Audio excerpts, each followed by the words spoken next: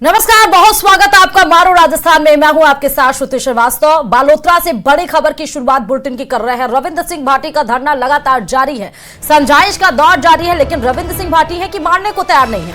Police अधीक्षक कार्यालय के बाहर ये धरना जारी है। भाटी के साथ बड़ी संख्या में कार्यकर्ता मौजूद है। रविंद्र सिंह भाटी की पुलिस अधीक्षक से लगातार वार्ता जारी है, लेकिन वार्ता विफल नजर आ रही है। फिलहाल अभी वो पीछे हटने को तैयार नहीं है। धरना लगातार जारी है, तमाम कार्यकर्ता मौजूद है। खबर पर संवाददाता प्रेमदान जुड़े हुए हैं। प्रेमदान, अभी समझाइश का दौर जारी, लेकिन पीछे हटने को तैयार नहीं, क्या अपडेट देंगे प्रेमदान? देखिए, मैं आपको बताना चाहूंगा कि रविंद्र सिंह भाटी का जो धरना है वो पुलिस अधीक्षक कार्यालय के बाहर लगातार जारी है। पुलिस अधीक्षक के साथ में उनकी वार्ता का दौर है, वो दूसरे दौर की वार्ता शुरू हो चुकी है। रविंद्र सिंह भाटी का सीधा सीधा आरोप है कि कल जो मतदान के दौरान हमने जो सूची दी थी उसके ऊपर पुलिस ने ढुलमुल रवैया अपनाया। कई जगह अति संवेदनशील जगह थी जहां पर बूथ कैप्चरिंग हुई, हमने वहां पर भी कहा। इनके कार्यकर्ताओं के साथ में मारपीट हुई, उसमें पुलिस को जब सूचना दी गई उस पर कार्रवाई नहीं की।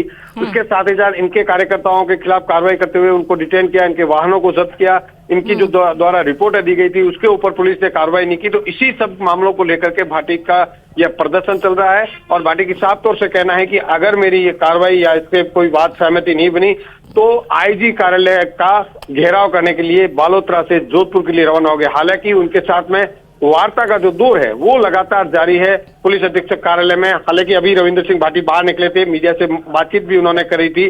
उन्होंने कहा कि मैंने जो मांगे रखी है उसके ऊपर अगर कार्रवाई सकारात्मक रूप से पुलिस नहीं करती है तो ये जो आंदोलन है, ये जो धरना है, यह जारी रहेगा। बिल्कुल, इसका मतलब कि पीछे हटने को तैयार नहीं है। और अभी कहना क्या चाह रहे हैं प्रेमदान? रविंद्र क्या बोल रहे हैं अभी? उनका ये कहना है कि जो मैंने एप्लीकेशन दी है उस मामलों में कार्रवाई हो। जो आरोपी है, कल कुछ कार्यकर्ताओं के साथ में मारपीट हुई, कुछ गाड़ियां तोड़ी गई थी, उनके खिलाफ कार्रवाई हो, उनके खिलाफ मुकदमे दर्ज करके उनकी गिरफ्तारियां हो। जबकि इनका आरोप सीधा सीधा है कि पुलिस ने इसमें ढुलमुली रवैया अपनाया है और उसमें किसी एक पक्ष को सपोर्ट करने के नियत से जो रविंद्र सिंह भाटी के जो कार्यकर्ता थे, कई बूथ पे एजेंट थे, उनके साथ बदसलूकी हुई, मारपीट हुई, ऐसी सूची दी गई थी, ऐसी रिपोर्ट दी गई थी। उसके ऊपर किसी तरीके का फोन नहीं। कल कुछ कार्यकर्ताओं के साथ मारपीट हुई, उस समय जब सीओ और एसएचओ को उन सब के ऊपर कार्रवाई हो। बहुत बहुत शुक्रिया प्रेमदान, क्योंकि आपको बता दें कि कल एक्स हैंडल पर भी लिखा रविंद्र सिंह भाटी ने कि बायतू विधानसभा के अंदर मेरे एजेंटों को बूथों से बाहर निकाला जा रहा है और वोटिंग मशीन पर मेरे नाम पर पट्टी लगाई जा रही है। ये कैसा लोकतंत्र है? और उसी को लेकर कल जो मसला हुआ उसी को लेकर आज धरने पर बड़ी संख्या में, तस्वीरों में दिख रहा है, बालोतरा से ये खबर आपको दिखा रहे हैं, जहां पर बड़ी संख्या में कार्यकर्ता उनके साथ बड़ी संख्या में जुटे हुए हैं। रविंद्र सिंह भाटी हैं कि उन्हें समझाइश की जा रही है, समझाने की लगातार कोशिश की जा रही है, लेकिन वो कह रहे हैं कि जब तक कार्रवाई नहीं होगी पीछे नहीं हटेंगे। और उधर घायलों से मिलने के लिए कांग्रेस प्रत्याशी उमेदाराम बेनीवाल उनके स्वास्थ्य की जानकारी लेने के लिए जिला अस्पताल पहुंचे हैं। उन्होंने भी गंभीर आरोप लगाया। दरअसल कल चुनाव के दौरान कई जगहों पर चुनाव बूथों पर आपसी विवाद और मारपीट हुई थी, जिसमें कई लोग घायल हो गए थे, जिनका अस्पताल में इलाज जारी है। तो एक तरफ रविंद्र सिंह भाटी बैठे हुए हैं जहां पर कार्रवाई की बात कर रहे हैं, एक तरफ उमेदाराम बेनीवाल, तमाम वो घायलों से मिलने के लिए अस्पताल में पहुंचे हैं, क्योंकि कल कई बूथों पर हमने आपको तस्वीरें भी दिखाई थी, कहीं पुलिस के साथ झड़प हो गई थी, कहीं पुलिस को भी उनके ऊपर भी मारपीट की गई थी, कहीं पर हमने देखा कि आपस में लोग भिड़ गए थे। तो कई ऐसी तस्वीरें निकलकर चुनाव के दरमियान जब 13 लोकसभा सीटों पर चुनाव हो रहा था तो आई थी, और उन्हीं घायलों से मिलने के लिए पहुंचे हैं उमेदाराम बेनीवाल। देखिए, कल चुनाव के बाद में शाम के टाइम और कल मतदान के दौरान जो घटनाएं हुई है वो लोकतंत्र को शर्मसार करने वाली है और एक जाति विशेष को करके टारगेट बनाकर और बदले की भावना से कि हमारे सामने एजेंट कैसे बैठ गए, इस दुर्भावना के साथ में ध्यान में रखते हुए इन्होंने जो किया है वो बहुत ही गलत किया है। महिलाओं के साथ में इस तरीके से मारपीट करना, युवाओं के साथ में करना, ये बहुत ही लोकतंत्र के खिलाफ है। ये असामाजिक तत्व अपने थार का जो भाईचारा और अपनाए थे और जो हमेशा शांतिपूर्ण एरिया रहा, इसको माहौल खराब करने की कोशिश कर रहे हैं। मैं अपील करूंगा प्रशासन से, मेरी आईजी साहब से बात हुई, एसपी साहब से बात हुई कि जो भी घटना के अंदर लिप्त हैं, जो साजिश करता है, उनके खिलाफ सख्त से सख्त कार्रवाई करें, मुकदमा दर्ज करके और उनके जल्दी से जल्दी गिरफ्तार करें। और राजस्थान की 25 संसदीय सीटों पर 2 चरणों में मतदान खत्म हो चुके हैं। दोनों चरणों में 25 लोकसभा सीट पर 61.60% मतदान हुआ। पहले चरण में 12 सीट पर जहां 58.28% वोटिंग हुई, तो वहीं दूसरे चरण की 13 लोकसभा सीटों में 64.7% मतदान हुए। और अब इंतजार 4 जून का है, क्योंकि उसी दिन रिजल्ट आना है। देखिए रिपोर्ट।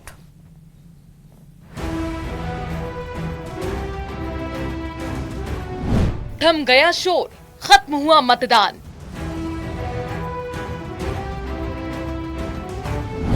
प्रत्याशियों का दिल है बेकरार। सबको है 4 जून का इंतजार।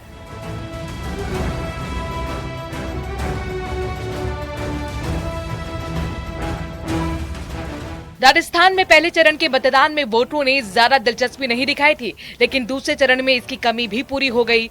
दूसरे चरण में 13 सीटों पर जमकर वोट पड़े। 19 अप्रैल को पहले चरण की 12 सीटों पर वोटिंग हुई थी, जिसमें 57.87% मतदान हुआ। वहीं दूसरे चरण की 13 सीटों पर 64.6% मतदान हुआ है, जो पहले चरण की तुलना में 6.73% ज्यादा है। पहले चरण में कम वोटिंग के टेंशन के बाद राजनीतिक दलों और चुनाव आयोग ने वोटिंग प्रतिशत बढ़ाने के लिए एड़ी चोटी का जोर लगाया, जिसमें वो काफी हद तक कामयाब भी हुए हैं। हालांकि बात अगर सभी 25 सीटों की करें तो राजस्थान में 25 सीटों पर औसतन 61.6% मतदान हुए, जो पिछले साल से 5.11% कम रहा।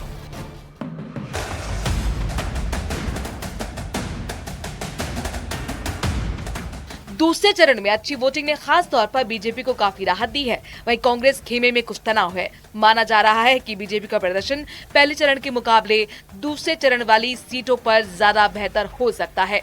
पहले चरण की कम वोटिंग से आलाकमान ने प्रदेश संगठन को दूसरे चरण की वोटिंग बढ़ाने को कहा था।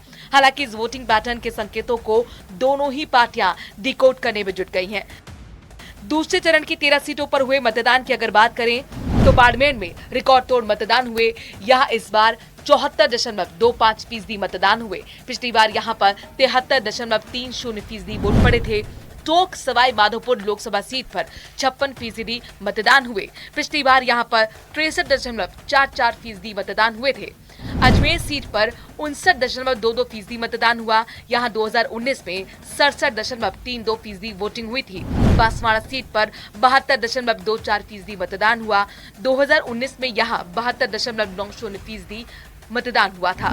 भीलवाड़ा सीट पर 60.10% मतदान हुआ। पिछली बार यहाँ 65.64% वोट पड़े थे। चित्तौड़गढ़ सीट पर 67.83% मतदान हुआ। 2019 में 72.39% वोटिंग हुई थी। जोधपुर सीट पर 63.30% मतदान हुआ। यहां पिछली बार 68.89% वोटिंग हुई थी। कोटा सीट पर 70.82% मतदान हुआ। यहां पिछली बार 70.22% मतदान हुए थे। पाली सीट पर 56.80% के पार मतदान हुआ। पिछली बार यहां पर 62.98% वोटिंग हुई थी। राजसमंद सीट पर 58.01% मतदान हुआ। 2019 के चुनाव में यहां पर 64.87% वोटिंग हुई थी। झालावाड़ 12 सीट पर 68.72% मतदान हुआ। यहां 2019 के चुनाव में 71.96% वोटिंग हुई थी। जालौर में इस बार 62.56% मतदान हुआ। यहाँ पिछली बार 65.74% वोटिंग हुई थी। वहीं उदयपुर में इस बार 64.53% वोटिंग हुई। पिछली बार यहाँ 70.32% मतदान हुए थे।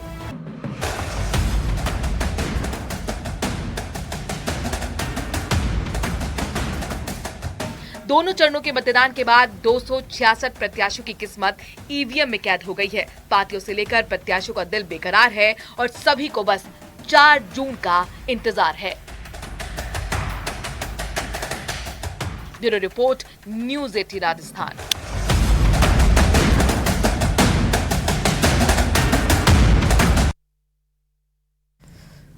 चलिए खबरों में आगे बढ़ते बताते चले कि न्यूज़ 18 राजस्थान से खास बातचीत में बीजेपी के प्रदेश अध्यक्ष और चित्तौड़गढ़ से बीजेपी प्रत्याशी सीपी जोशी ने बड़ा दावा किया है। सीपी जोशी ने कहा है कि राजस्थान में बीजेपी सभी 25 सीटें जीतेगी और राजस्थान की जनता ने एक बार फिर से पीएम मोदी और बीजेपी पर भरोसा जताया है। सुनिए जरा।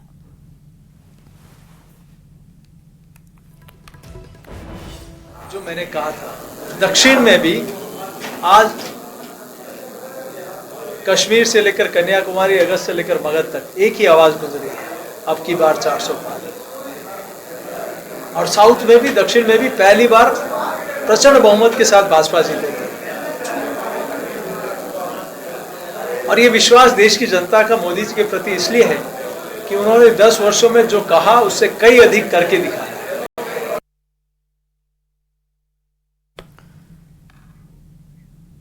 और लोकसभा चुनाव में मतदान की प्रक्रिया के बाद भी राजनीतिक सरगर्मियां कम होने का नाम नहीं ले रही हैं। अगर बात करें जोधपुर की और भाजपा खेमे की, तो केंद्रीय जल शक्ति मंत्री गजेंद्र सिंह शेखावत चुनाव पूरे होने के बाद भी व्यस्त नजर आ रहे हैं।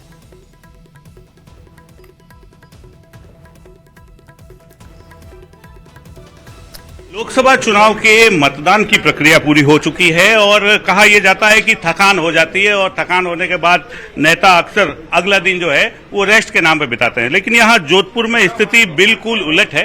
केंद्रीय जल शक्ति मंत्री और जोधपुर से प्रत्याशी भारतीय जनता पार्टी के गजेंद्र सिंह शेखावत आज भी भारतीय जनता पार्टी के जो मीडिया कार्यालय है वहां मौजूद है। बात करेंगे क्या कुछ दिनचर्या और क्या कुछ बदलाव आया है। अभी तो मुझे कोई बदलाव नहीं लग रहा है। पिछले 1 महीने 1.5 महीने से इलेक्शन की जो व्यस्तता थी, आज तो अब क्योंकि इलेक्शन जिस उफान पर जाता है, कार्यकर्ता इतने परिश्रम करते हैं, लगातार 1 महीने तक सब लोग शायद घर बार, भोजन पानी, व्यापार व्यवसाय सब कुछ भूल करके केवल एक ही काम, चुनाव के लिए काम कर रहे थे। तो वो जो उफान है वो धीरे धीरे सब सेटल होगा, सब लोगों से बातचीत होगी। मुझे क्योंकि पार्टी का निर्देश है तो मुझे आज रात्रि में और ये कार्यक्रम यहाँ का दींगा कवर का होने के बाद में मैं पंजाब जाऊंगा। अगले 1 महीने तक अभी जो शेष बचे हुए 5 चरण के चुनाव हैं, उस 5 चरण के चुनाव में व्यस्तता रहेगी। महापर्व के रूप में देखा जाता है और संगठन का काम है, सभी लोगों को लगना पड़ता है। किस तरीके का फीडबैक आया है 8 विधानसभा से? देखिए, मुझे लगता है कि ये तो आप लोगों को ज्यादा जो है धरातल से फीडबैक लेना चाहिए, लेकिन मैं पहले दिन ये कहा था आपको, चुनाव प्रचार जिस दिन शुरू नहीं हुआ था, टिकट मिला था उस दिन, जिस दिन मैंने नॉमिनेशन भरा था उस दिन भी कहा था, जिस दिन सामने वाले प्रत्याशी का टिकट अनाउंस हुआ था उस दिन भी कहा था, जिस दिन उन्होंने नॉमिनेशन भरा था उस दिन भी कहा था, जब प्रचार समाप्त हुआ था तब भी कहा था, और जब मतदान समाप्त हुआ तब भी कह रहा हूँ, प्रचंड बहुमत से भारतीय जनता पार्टी जीतेगी, कमल खिलेगा।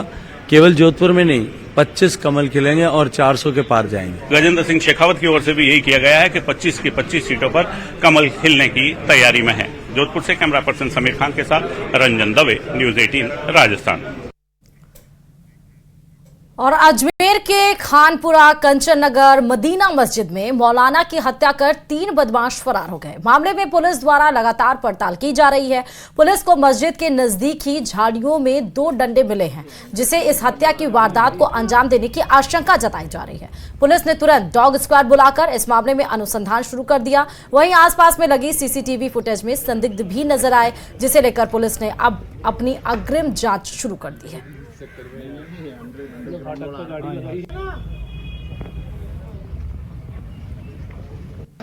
बस ये 3 है और अब इस एरिया को जूम कर लो। और अगली खबर जो है वो झुंझुनू के उदयपुर वाटी से है, जहां उदयपुर वाटी के बीएसएमओ डॉक्टर मुकेश कुमार भूपेश को गोली मारने की धमकी दी गई है। उनके कार्यालय में पहुंचे एक युवक ने उन्हें न केवल धमकी दी है, बल्कि उनके साथ मारपीट की और फाइलें आदि भी फेंक दी। इस बीच कार्यालय में ही बैठे एडवोकेट वीरेंद्र सिंह और राजीव गोरा ने बीसीएमओ को बचाया। जाते जाते राकेश देवठिया ने गोली मारने की धमकी दी। इस मामले में बीसीएमओ ने थाने में रिपोर्ट देकर कार्रवाई की मांग की है और इस घटना के सीसीटीवी फुटेज भी सामने आ चुके हैं, जिसमें राकेश देवठिया बीसीएमओ डॉक्टर भूपेश को उंगली दिखाकर धमकी देते हुए नजर आ रहे हैं और बीच बचाव करने आए कर्मचारी भी इसमें दिखाई दे रहे हैं। ये सीसीटीवी फुटेज भी आपको दिखा रहे हैं। और राजस्थान में दूसरे चरण का चुनाव खत्म होते ही कुछ घंटों के बाद भ्रष्टाचार निरोधक ब्यूरो ने एक कलेक्टर के घर पर छापा मारा और कई घंटों तक तलाशी ली। क्या है पूरा मामला, देखिए इस खास रिपोर्ट में।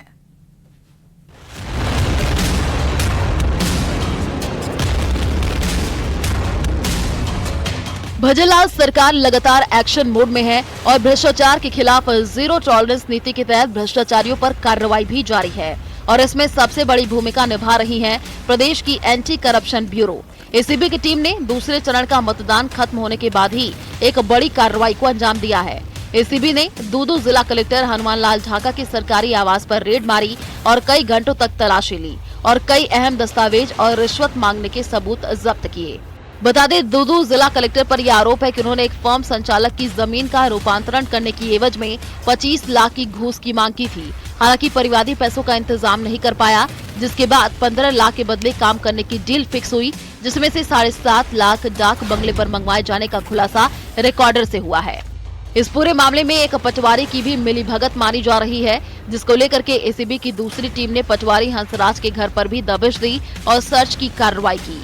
आधी रात को शुरू हुई ये कार्रवाई शनिवार सुबह तक चली और यहाँ से भी एसीबी ने कई दस्तावेज जुटाए हैं। फिलहाल दूदू जिला कलेक्टर और पटवारी हंसराज दोनों से ही एसीबी की टीम पूछताछ कर रही है। ऐसे में इस मामले में और भी चौंकाने वाले खुलासे हो सकते हैं। Bureau report, news 18।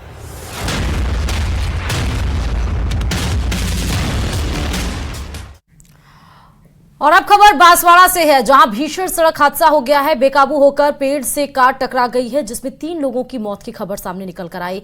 सड़क हादसे में कार सवार 3 की मौत हो गई है। 2 युवक गंभीर रूप से घायल बताए जा रहे हैं। बागीदौरा कलिंजरा मार्ग पर यह भीषण सड़क हादसा हुआ, जिसमें 3 लोगों की मौत हो गई। कलिंजरा पुलिस ने शवों को बागीदौरा अस्पताल की मोर्चरी में रखवा दिया है। शादी समारोह से अपने घर को वापस लौट रहे थे ये मृतक। सभी निजी बैंक के कर्मचारी बताए जा रहे हैं। और अगली खबर बूंदी के हिंडौली से है, जहां हाई कोर्ट के आदेश के बाद तालाब गांव में बजरी घोटाले की जांच के लिए सीबीआई की टीम पहुंची और सदर थाना क्षेत्र से बजरी चोरी मामले की जांच की। बताते चलें कि अवैध बजरी परिवहन के खिलाफ सदर थाना पुलिस ने पिछले साल अक्टूबर में कार्रवाई की थी और इस मामले में हाई कोर्ट ने सीबीआई से जांच कराने के आदेश दिए थे।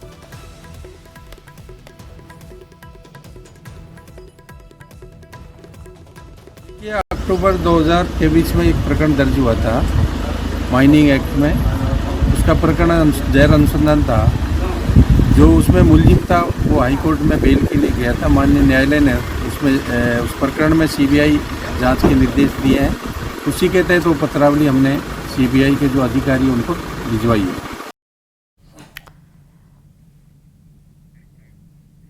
और अब बात डूंगरपुर की, जहां चुनाव ड्यूटी से लौटे कार्मिक की अचानक तबीयत खराब हो गई, जिसके बाद आनन फानन में उस कार्मिक को अस्पताल पहुंचाया गया, जहां इलाज के दौरान उसकी मौत हो गई। मृतक डीईओ माध्यमिक में प्रशासनिक अधिकारी के पद पर कार्यरत था। पुलिस ने पोस्टमार्टम के बाद शव परिजनों को सौंप दिया। पूरा मामला सदर थाना क्षेत्र के देवल गांव का है। और अब खबर कोटा से, जहां केशवपुरा फ्लाईओवर के पास एक वैन में भीषण आग लग गई और देखते ही देखते वैन आग के गोले में तब्दील हो गई और पूरी तरह जलकर राख हो गई। आग लगने के बाद मौके पर लोगों की भीड़ लग गई। सूचना के बाद मौके पर फायर ब्रिगेड की टीम पहुंची और कड़ी मशक्कत के बाद आग को बुझाया गया। बात चित्तौड़गढ़ के घटियावली की, जहां पर एक पेट्रोल पंप पर दिन दहाड़े सेल्समैन की आंखों में मिर्ची डालकर बदमाशों ने लूट की वारदात को अंजाम दिया। पूरी घटना पेट्रोल पंप पर लगे सीसीटीवी में कैद हो गई। घटना की रिपोर्ट शंभूपुरा थाना में दर्ज कराई गई है, जिसके आधार पर पुलिस बदमाशों की तलाश में जुट गई है।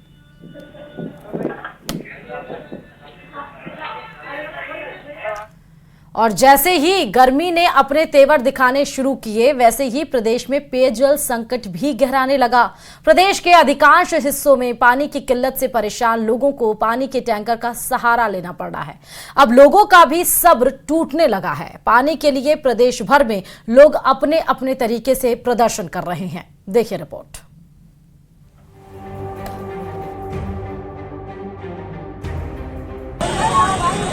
चढ़ते पारे के साथ ही प्रदेश में पानी की समस्या विकराल हो चुकी है। पानी की समस्या से परेशान अब लोगों का सब्र का बांध भी टूटने लगा। पानी के लिए कहीं टंकी पर चढ़कर प्रदर्शन हो रहा, तो कहीं सड़कों पर जाम लगाकर लोग अपना विरोध जता रहे हैं। ये तस्वीरें हैं दौसा के मंडावर उपखंड के गांव सायपुर पाखर की, जहां पानी की समस्या से परेशान ग्रामीण और महिलाओं ने पानी की टंकी पर चढ़कर जलदाय विभाग के खिलाफ जमकर विरोध जताया। सूचना पर मौके पर पहुंची मंडावर थाना पुलिस ने प्रदर्शन कर रहे लोगों को समझाकर टंकी से नीचे उतरवाया। वहीं मौके पर मौजूद जलदाय अधिकारियों ने भरोसा दिलाया कि इस समस्या का हल 2 दिन के अंदर ही कर दिया जाएगा। वहीं दूसरी तरफ ग्रामीणों का कहना है कि पानी की समस्या का हल नहीं होने पर वो दोबारा से विरोध जताएंगे।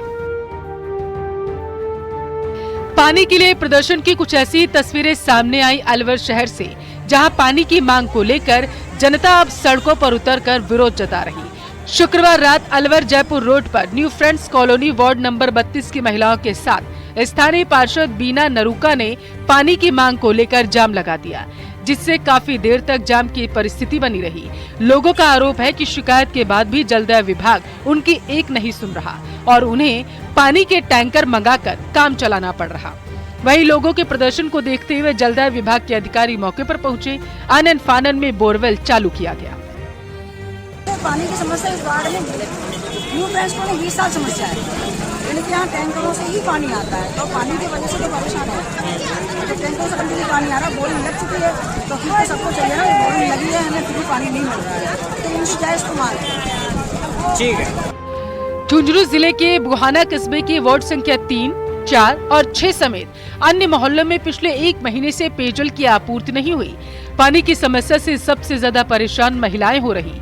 पानी की किल्लत से उनका आधा दिन पानी के प्रबंधन करने में ही निकल जा रहा। ऐसे में परेशान होकर महिलाएं जलदाय विभाग पहुंच गई और अधिकारियों को खूब खरी खोटी सुनाई। मौके पर मौजूद जेईएन पीयूष मेघवाल ने आक्रोशित महिलाओं से बात कर जल्द पानी की आपूर्ति कराने का आश्वासन दिया। उधर पाली जिले में ग्रामीण क्षेत्रों में 10 से 15 दिनों में एक बार पेयजल सप्लाई हो रही, जिसके चलते ग्रामीणों को एक एक बूंद पानी के लिए तरसना पड़ रहा। जिले के सोजत उपखंड के गांवों के पानी की समस्या के चलते हालात खराब है और पेयजल समस्या के ही चलते सोजत घुरासनी गांव के लोगों ने तो 26 अप्रैल को लोकसभा के दूसरे चरण के मतदान का बहिष्कार तक कर दिया। लोगों का कहना है कि शिकायत के बाद भी उनकी समस्या पर कोई ध्यान नहीं देता।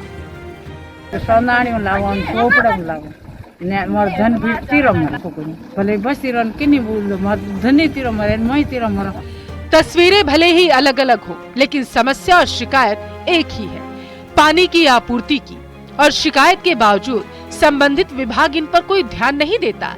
ऐसे में आने वाले दिनों में अगर पानी की शिकायत पर ध्यान नहीं दिया गया तो समस्या और विकराल हो सकती है। Bureau report, news 18, Rajasthan.